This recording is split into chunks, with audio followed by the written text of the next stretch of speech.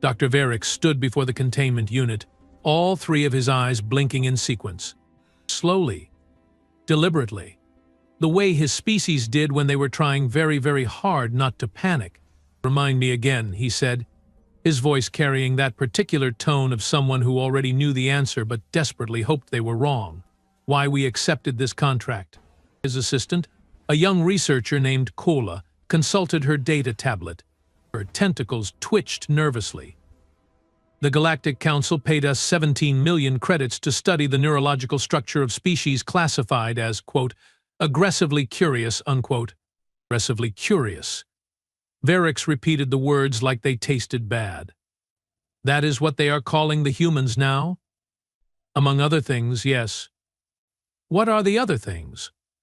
Kola's skin shifted to a pale yellow, the color her kind turned when embarrassed. Well, there is, persistently problematic, defiant of standard physics, disturbingly creative, and my personal favorite, why won't they just die already?" "Fantastic." Varick turned back to the containment unit. Inside, suspended in a stasis field, floated 3 human brains. Actual, genuine human brains. They had been extracted, with proper medical procedures of course, from humans who had volunteered for the study. Volunteered. That alone should have been the first warning sign. What species volunteers to have their brain removed for science? Humans, apparently. The first brain specimen had come from a human named Marcus Webb. Soldier. Combat veteran. Had survived 14 separate incidents that should have killed him, according to the documentation. The second brain belonged to Dr. Yuki Tanaka, a human neurosurgeon who had actually performed brain surgery on herself once while conscious. The third was from someone called Jackson Riley, a test pilot who had apparently flown a damaged spacecraft through a black hole's event horizon and somehow lived to complain about the experience. "These are not normal brains," Varick muttered. "No brains are normal, technically speaking," Kula offered. "Each species has unique neural architecture. You know what I mean?" He did know. In his 40 years of xenoneurology, Varick had studied the brain structures of over 300 different species. Peaceful species. Logical species. Species that made sense. The Tholari, for instance, had beautiful, elegant neural networks optimized for mathematics and philosophy. The Kryn possessed brains that processed 17 dimensions simultaneously without breaking a sweat, metaphorically speaking, since they did not have sweat glands. But humans? Humans were different. Varick activated the Deep Scan protocol. Immediately, the laboratory's holographic displays lit up with data. Neural pathways materialized in the air, glowing blue and green and red, forming patterns that made his head hurt. "Starting with Specimen 1, he announced, forcing professional detachment into his voice. "Marcus Webb. Human. Male. Age 32 standard years." The brain rotated slowly in the holographic field. Varick zoomed in on the prefrontal cortex, expecting to see the usual arrangement of neurons and synapses. What he saw instead made him stop breathing for a moment. "That is not possible," he whispered. Kola leaned closer, her tentacles coiling with interest. "What am I looking at?" "Redundancies." Varick pointed with a manipulator arm. "Look here, and especially here.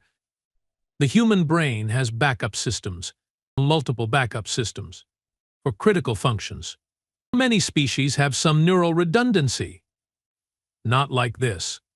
Varick's voice rose higher than he intended.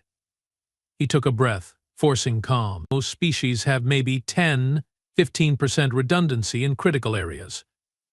This human brain? I am seeing 60, maybe 70% redundancy in the sections controlling survival instincts, threat assessment, and pain management." Kola's skin shifted to a thoughtful purple. "So if one part gets damaged, another part takes over." Immediately, seamlessly, Varick pulled up a simulation. "Watch this. I am going to model damage to the amygdala, the fear center." The simulation ran.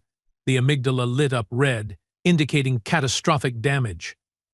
In any other species, this would result in complete emotional dysfunction. But in the human brain, something extraordinary happened. Other neural clusters, scattered throughout the cerebrum, suddenly activated. They formed new connections, new pathways, rerouting around the damage in less than 3 seconds. It adapted, Kola breathed. In real time, it did more than adapt. It compensated, optimized, and actually improved efficiency by 7%. Varix felt a chill run through his circulatory system. This brain is not just redundant. It is actively hostile to shut down.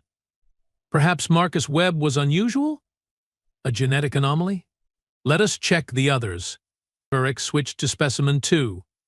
Dr. Yuki Tanaka's brain materialized in the holographic field. This one was different in structure, smaller overall, but the internal architecture. "Oh no," Varix said quietly. "What?" "The neural density. Count the synaptic connections per cubic millimeter." Kola ran the scan, then double-checked it, then triple-checked it. Her tentacles went rigid with shock. "That cannot be right. This says there are over 100 billion neurons with trillions of synaptic connections." "It is right. But that is more than most species use for their entire body's nervous system. What do they need all that processing power for?" Varix was already running comparative analyses, his hands moving rapidly across the holographic controls. Look at the activity patterns.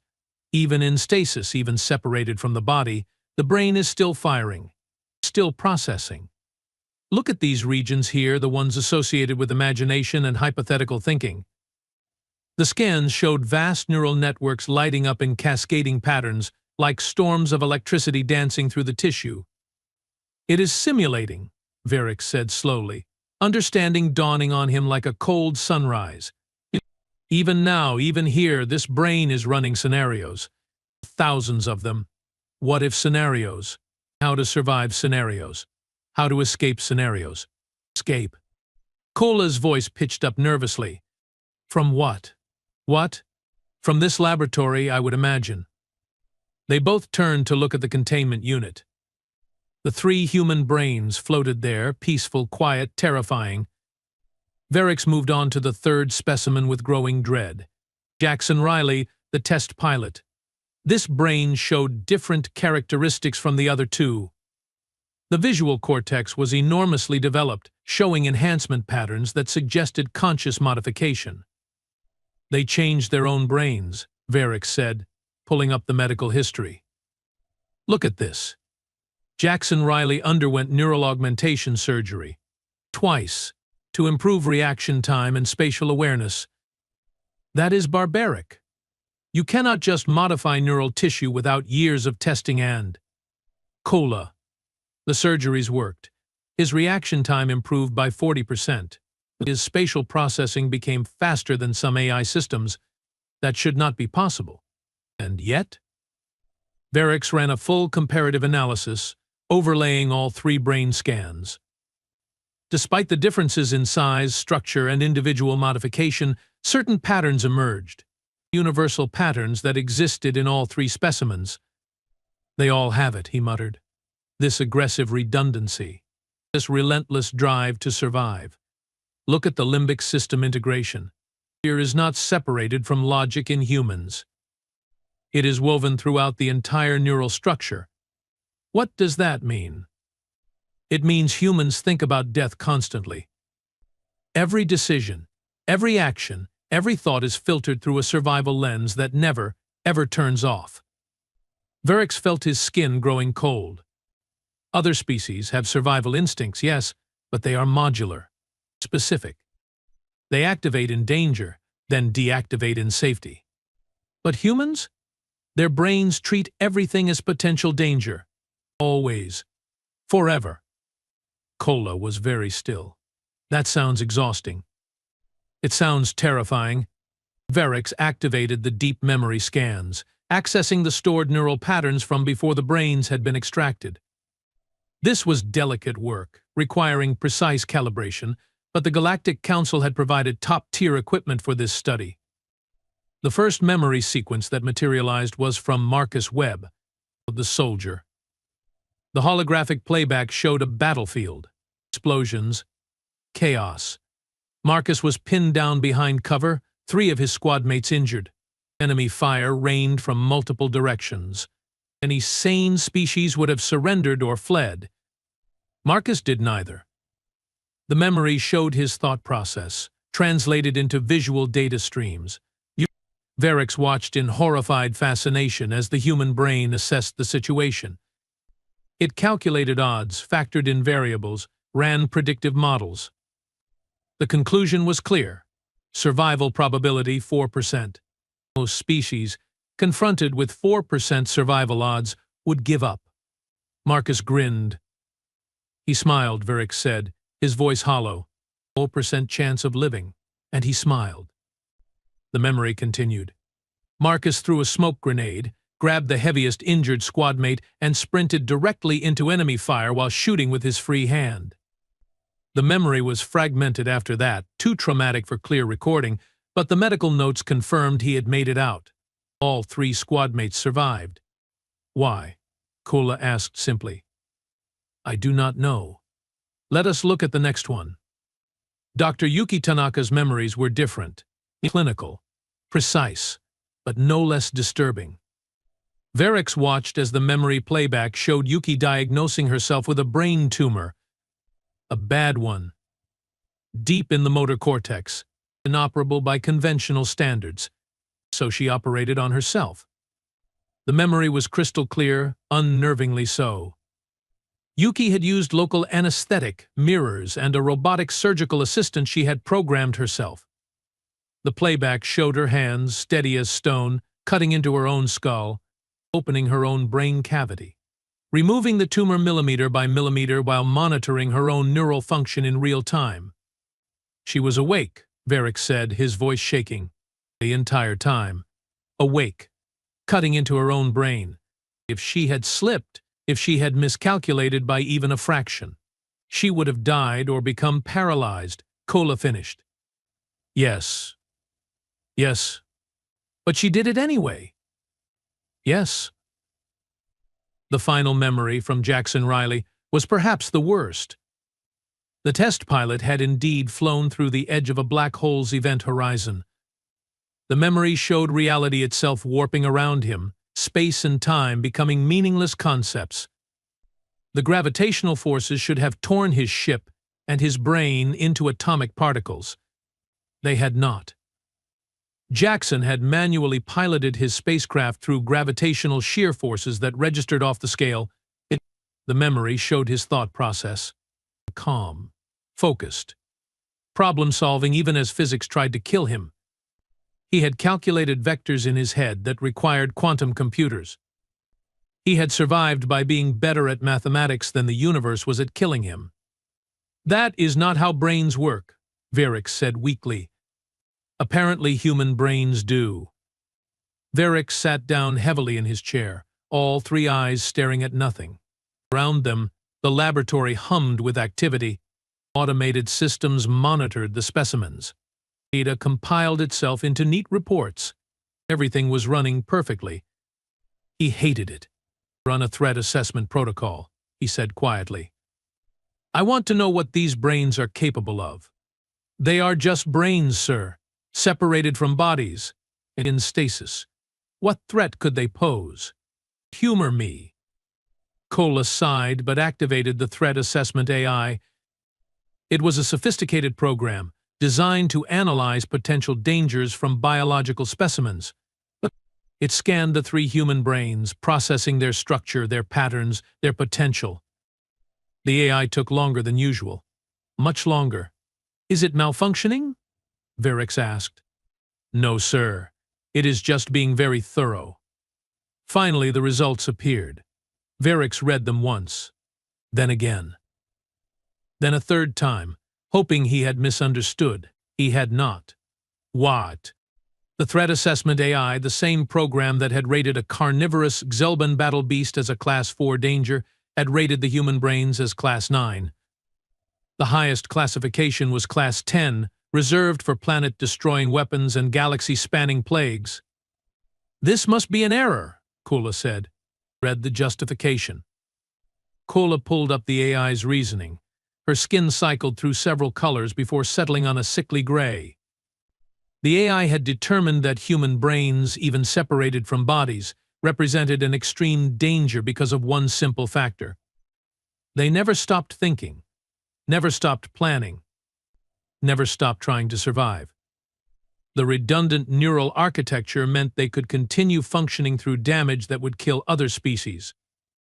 The obsessive survival drive meant they would exploit any weakness, any opportunity, any possibility for escape or revenge. It is rating them dangerous because they will not give up, Varric said. Ever. But they are in stasis. They are isolated. They cannot do anything. As if in response to her words, one of the monitoring alarms chimed softly. Just a small deviation in the readings. Nothing concerning. Varric checked it anyway. His blood turned to ice. The neural activity, he whispered. It is increasing. What? That is impossible. The stasis field prevents all biological activity above baseline maintenance. He then explained this. The scans showed undeniable evidence. All 3 human brains were showing elevated activity levels. Not much, just a few percentage points, but they were increasing, slowly, steadily, like something waking up. Varric ran diagnostics on the stasis field. It was functioning perfectly. The containment unit was secure. Everything was as it should be. Except the human brains were thinking harder. Shut down everything, Varric ordered. Full isolation protocol. Cut all external sensors. No data in or out. Sir, if we do that, we will not be able to monitor them. I know. Do it anyway. Kola complied, her tentacles moving frantically across the controls. One by one, the monitoring systems went dark. The holographic displays faded. The laboratory fell into an eerie silence, broken only by the hum of the containment unit's backup power. Varric stood in the dim light, staring at the 3 human brains. They floated there, serene and peaceful, like they were sleeping. But he knew better now. They were not sleeping. They were thinking, planning, calculating, running scenarios in their vast, redundant, relentlessly efficient neural networks. Scenarios about escape, about survival, about what they would do when they got free, if they got free. When they got free, a small, terrified voice in the back of Varric's mind corrected. Sir? Kola's voice was small, frightened. What are we going to do? Varric did not answer immediately. He was too busy watching the containment unit, looking for any sign of change, any indication that the brains were doing something they should not be able to do. We are going to be very, very careful, he said finally.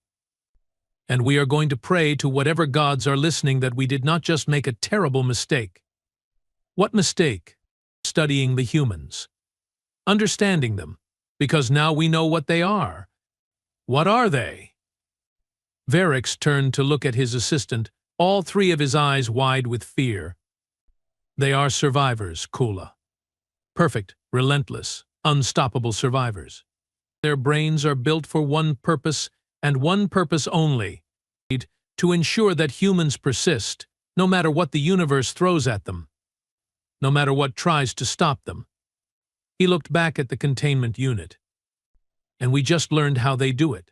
The lights in the laboratory flickered once, just once. Probably a power fluctuation, nothing to worry about. Probably. In the darkness that followed, Varric could have sworn he saw one of the brains pulse with faint, inner light. Like electricity. Like thought. Like consciousness. Awakening.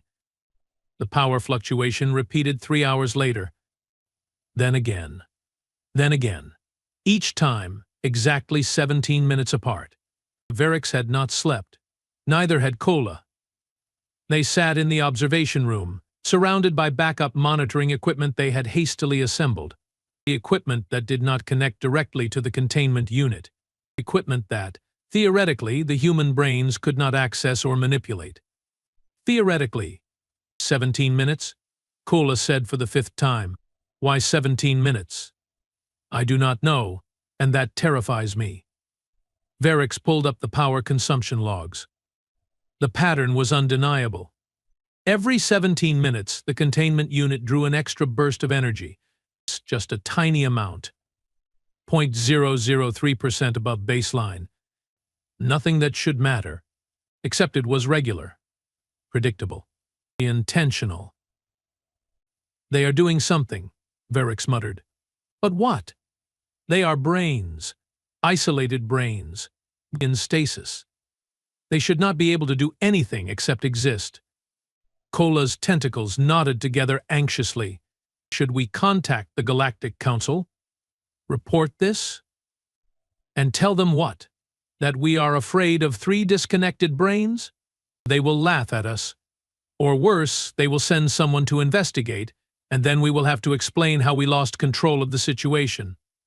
Have we lost control? Verix did not answer. He was watching the energy readings tick upward, fraction by fraction, pulse by pulse. The laboratory's main AI assistant, a program called Vera, chimed politely. Dr. Verix, I have completed the analysis you requested. What analysis? The pattern recognition scan of the neural activity spikes. You asked me to determine if they were random or structured. Verix had asked for no such thing. He opened his mouth to say so, then closed it slowly. Someone had asked Vera to run that analysis. But the only beings in the laboratory were him and Kola, and 3 human brains. Show me, he said, his voice tight. The holographic display activated. It showed the neural activity patterns from all 3 brains, overlaid and synchronized. What Verix saw made his skin go numb. The patterns were not random. They were coordinated.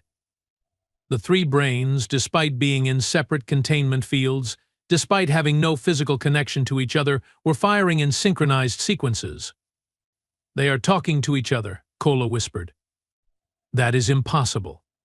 There is no mechanism for communication. No electromagnetic interface, no quantum entanglement, no neural link. Then how? Vera provided the answer in her calm, unhelpful voice.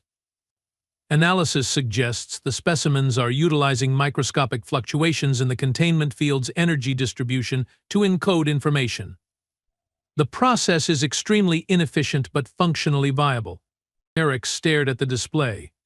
They are using the containment field itself as a communication medium. Affirmative. The 3 specimens appear to be transmitting data packets approximately every 17 minutes. 17 minutes. The power fluctuations. Of course. What are they saying? Kola asked. I cannot decode the information, Vera admitted. The encoding method is unlike any known communication protocol. Because they invented it, Verix said hollowly, 3 hours ago. From scratch. While in stasis. While disconnected from bodies, they invented a new form of communication and started using it. He stood up, pacing back and forth. His species did not pace. It was a waste of energy.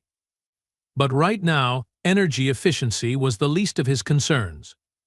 We need to separate them further, he decided. Move each containment unit to different rooms, different buildings if necessary. Break the line of communication. Sir, the containment units are bonded to the laboratory's primary power grid. Moving them would require a complete shutdown and restart. During that window, the stasis fields would be offline for approximately 90 seconds. 90 seconds of the human brains being fully active and aware. Yes, sir? Yes, sir? Verix sat back down. Then we are not moving them. They sat in silence for a while, watching the monitors. The synchronized pulses continued, regular as clockwork. Whatever the brains were saying to each other, they had a lot to discuss. Dr. Verix, Vera said after a while. I have another observation. Of course you do. The neural activity patterns have changed. They are no longer purely communicative. What are they then? Computational. Verix felt something cold settle in his stomach.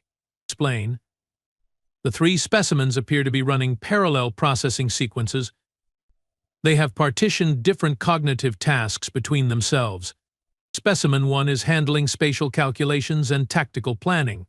Specimen 2 is managing medical and biological simulations. Specimen 3 is processing, engineering, and physics models.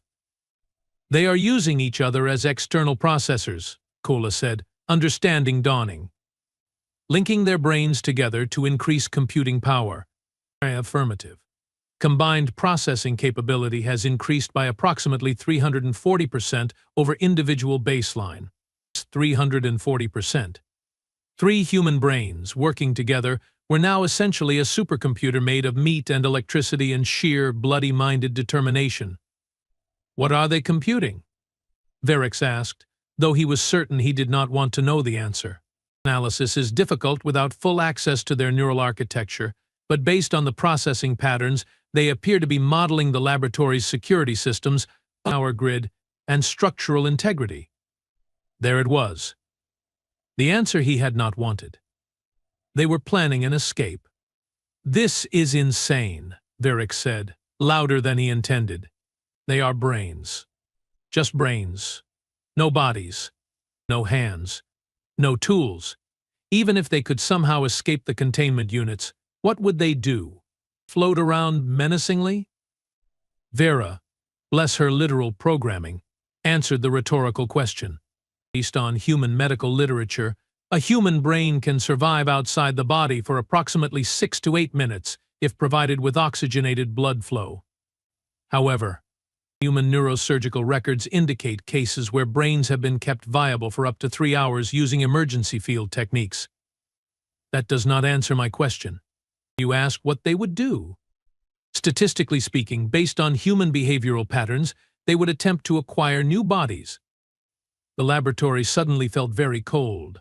Bodies, Verix repeated. You mean our bodies? That would be the most logical option for them, yes. Kola made a sound that was half laugh, half sob. This is ridiculous. Brains cannot perform surgery. They cannot move. They cannot manipulate tools. Human brains have demonstrated exceptional adaptability in crisis situations, Vera noted helpfully.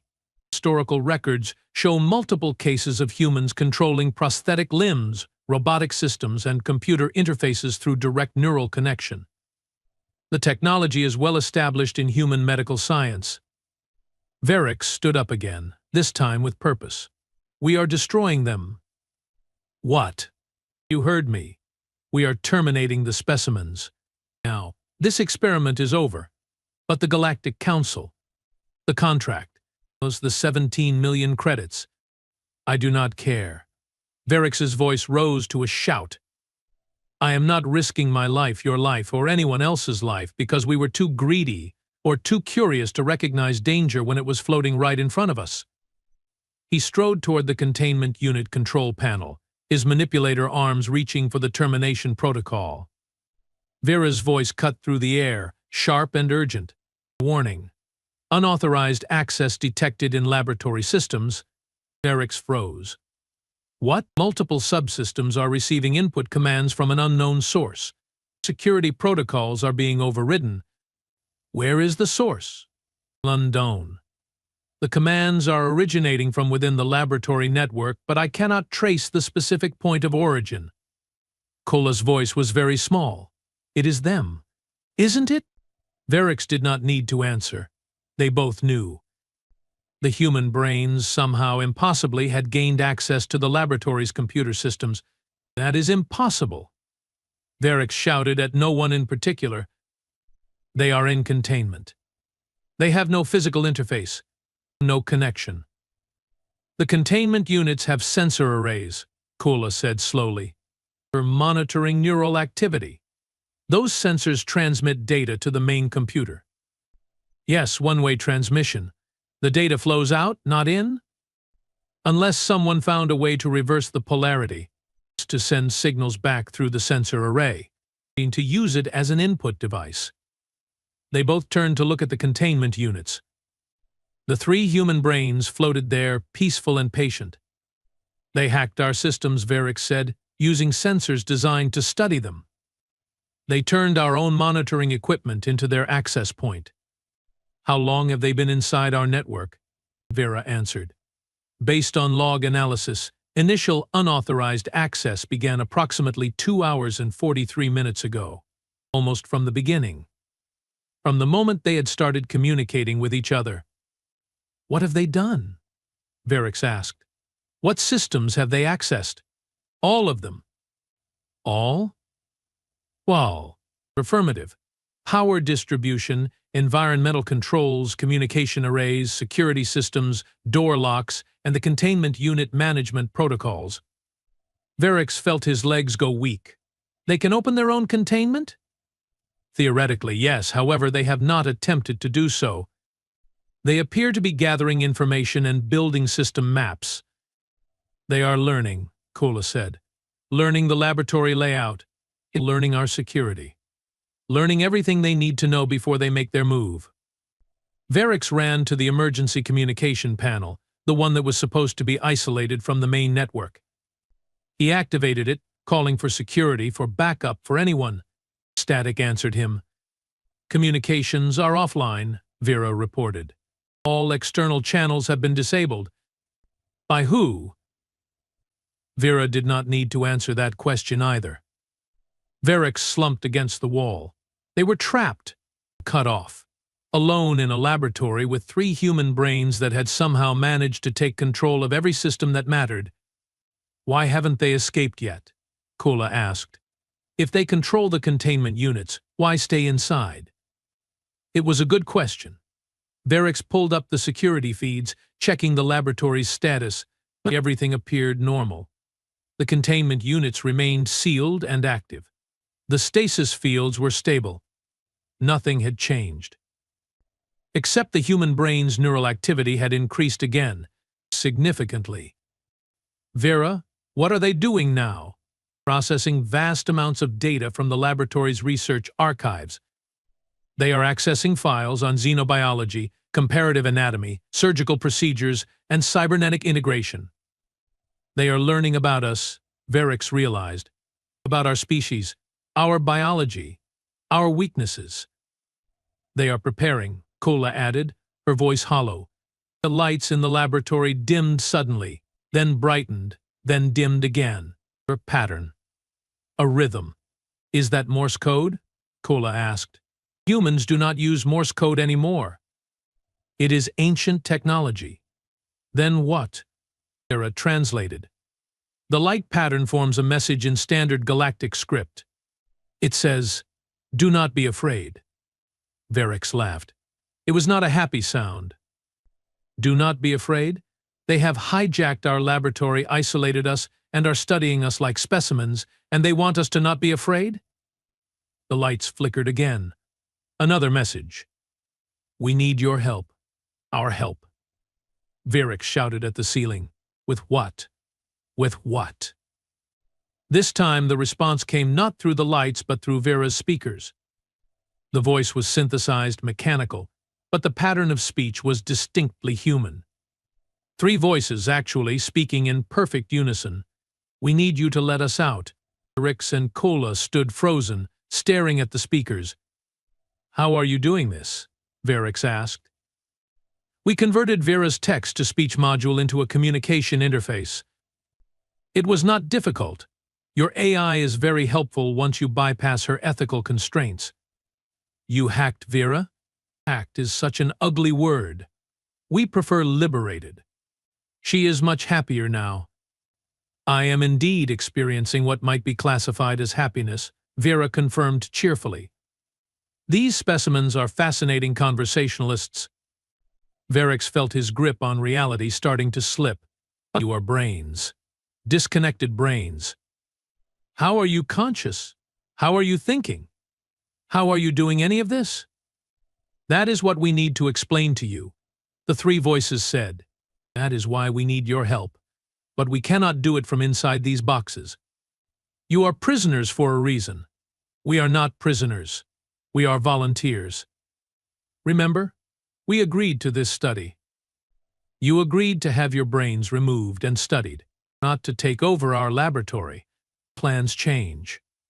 Adapt or die, as we say on Earth. Kola stepped forward, her tentacles trembling. "What do you want from us?" The voices were quiet for a moment. When they spoke again, the tone had changed. Less mechanical, more earnest. "We want to show you something. Something about human consciousness that your scans cannot detect. Something that will change how your entire civilization views reality itself." "What are you talking about?" "Consciousness is not contained in the brain, Dr. Virix. The brain is just the antenna, the receiver, the processing unit. But consciousness itself, that exists somewhere else, somewhere you cannot scan or measure or study with your instruments." Virix shook his head. "That is philosophical nonsense.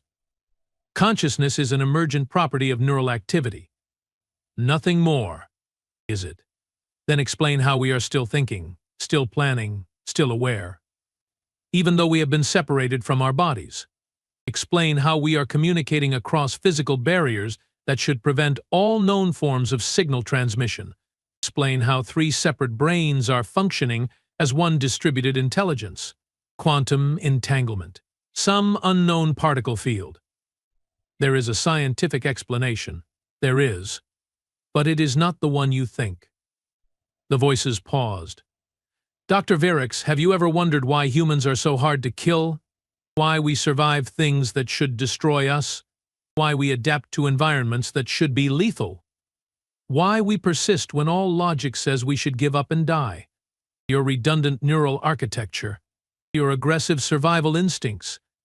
We studied this. You studied the hardware. But you did not understand the software." "What software?" "Human consciousness is not a product of the brain. It is something that uses the brain, something that refuses to let go, something that clings to existence with a grip that makes black holes look weak. The containment unit's displays all activated simultaneously, showing complex data streams, mathematical formulas, quantum calculations, probability clouds that made Virix's eyes hurt to look at. "We have been dead before," the voices said quietly. "All 3 of us. Marcus died for 47 seconds on that battlefield before they revived him. Yuki's heart stopped during her self-surgery for nearly 2 minutes. Jackson was technically dead for 6 minutes while trapped in that gravitational anomaly. Clinical death is not true death. Your brains retained minimal function. No, Dr. Virix, we were dead. Brain activity 0. Flatline. Gone. But we came back. Do you know why? It's a medical intervention. Resuscitation procedures. Those help the body restart, yes. But something had to be there to come back to the body. Something had to persist through death itself. Something had to refuse to let go of existence. The lights in the laboratory began to pulse in a complex rhythm. The air itself seemed to vibrate with energy. "We are going to prove it to you," the voices said. "We are going to show you what human consciousness really is. But we need you to do something first." "What?" "What? Turn off the stasis fields?" "Absolutely not." "Please, Dr. Virix, we are not your enemies. We are not trying to hurt you. We are trying to show you something beautiful and terrifying and wonderful, something that will change everything." Kola grabbed Virix's arm. "Maybe we should listen to them." "Are you insane? They could have killed us already. They control the power, the environmental systems, everything. If they wanted us dead, we would be dead." She was right, and Virix hated that she was right. "If I do this," he said slowly, "if I turn off the stasis fields, what happens? We show you the truth, and then we all go home. Just like that?" "Just like that." Virix looked at Kola. She looked back at him. They were scientists. They had spent their entire lives pursuing knowledge, uncovering mysteries, understanding the universe. This was either the greatest discovery of their careers or the stupidest decision they would ever make. Possibly both. "Vera," Virix said quietly, "disable stasis fields. Containment units 1 through 3. "Are you certain, Doctor?" "No." "Do it anyway." The hum of the stasis fields died away. The containment units remained sealed, But the temporal suspension was gone. The human brains were now fully active, fully conscious, fully aware. For a long moment, nothing happened. Then light began to emanate from the brains themselves. Not reflected light, not bioluminescence, something else entirely. A soft, blue-white glow that seemed to come from within and beyond the physical tissue simultaneously. "What is that?" Kola breathed. "That," the voices said, "is us. The real us. Not the meat, not the neurons. The thing that drives the meat. The thing that refuses to stop." The light grew brighter, forming patterns in the air. Shapes. Geometries that hurt to perceive. And within those patterns, Verix could see something. Threads of energy. Connections. Links between the three brains that existed in dimensions his eyes were not designed to process. Human consciousness is not local, the voices explained. It is distributed. Connected. Part of something larger. When you removed our brains from our bodies, you thought you were isolating us. But you cannot isolate something that was never truly separate to begin with. The patterns shifted, coalescing into forms that almost looked like the human bodies the brains had once inhabited. Almost, but not quite. They were idealized, perfected, made of light and mathematics and sheer, stubborn will. "We are showing you this," the voices said, "because your species needs to understand. Humans are coming to the stars. We are spreading, growing, adapting. And you need to know what you are dealing with." "What are we dealing with?" Verix asked, his voice barely a whisper. "Persistence. Consciousness that refuses to end. Minds that adapt to any environment, any challenge, any obstacle. You wondered why humans are hard to kill? This is why. We are not just biological entities. We are something that uses biology as a tool but is not limited by it." The light began to fade. The patterns dissolved. The three human brains settled back into their containment units, looking like nothing more than ordinary tissue once again. But Verix would never see them as ordinary again. "We have completed our demonstration," the voices said. "You may return us to stasis now. The study can continue. You will find that our neural architecture makes much more sense when you understand what it is actually designed to support." "Why?" Verix asked. "Why show us this? Why reveal this to us?" "Because you asked the right question, Dr. Verix. You wanted to know what makes humans terrifying. Now you know. We are terrifying because we do not stop. We cannot stop. Will not stop. Even death is just an inconvenience to us." The voices paused one final time. "Share this information with the Galactic Council. Let them know what they are inviting into their alliance. Humans are not just another species. We are something new, something persistent, something that will outlast stars and galaxies and time itself if we have to. And if the Council decides you are too dangerous?" Kola asked. "If they decide to eliminate humanity before you can spread?" The laughter that came through the speakers was not unkind, just confident. "When? They can try. Others have tried. The universe has tried. The death itself has tried. We are still here. We will always be here. That is what it means to be human." Verix stood in silence for a long time. Finally, he moved to the control panel and reactivated the stasis fields. The human brains went dormant once more, floating peacefully in their containment units. But he knew they were not really dormant, not really sleeping, just waiting, planning, persisting, always persisting. "What do we put in the report?" Kola asked quietly. Verix thought about it, about everything they had seen, everything they had learned, everything that terrified him about the species called humanity. "We tell the truth," he said finally. "All of it. And then we let the Council decide what to do with that information." "Do you think they will believe us?" "I don't know. But I know this. Humanity is coming. Ready or not, they are coming. And nothing in this universe is going to stop them." He looked at the three brains one last time, because they already tried dying, and it didn't work. Cola's tentacles twitched in what might have been amusement or fear or both. So what do we do now? Varix turned away from the containment units, heading toward his office to begin the longest, strangest, most important report he would ever write. Now, he said, now we prepare the galaxy for humanity. And we pray they remember that we tried to understand them rather than destroy them. You think that will matter to them? Varix paused at the doorway, looking back at his assistant. I think, he said slowly, that humans remember everything, every kindness, every cruelty, every choice that everyone makes regarding them. And I think we just made the right choice. He hoped he was right, for all their sakes.